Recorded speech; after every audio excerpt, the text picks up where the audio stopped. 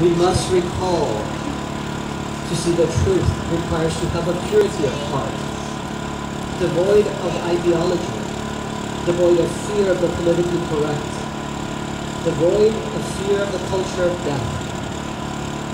To see the Spirit of God acting within us, enlightening our mind and giving strength to our wills, we must be humble. Only the humble beckon God for His grace. We must learn to fear God more than to fear men. For our country is going through an eclipse of reason.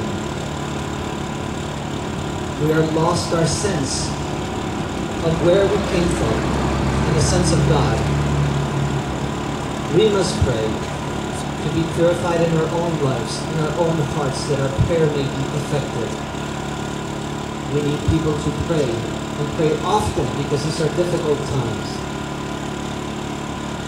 Let the cloud of darkness dissipate from the minds of so many who take decisions for this nation. Let us pray. Create in me a clean heart, O God. We pray for repentance in our own hearts, as we too have been selfish, indifferent, and self-focused. We pray that God will ignite a spiritual awakening in His church and across America, that He may inspire us to persevere, inspire courage and words of wisdom, and to our fellow Americans, that we may wake up and retake the heart and soul of our nation.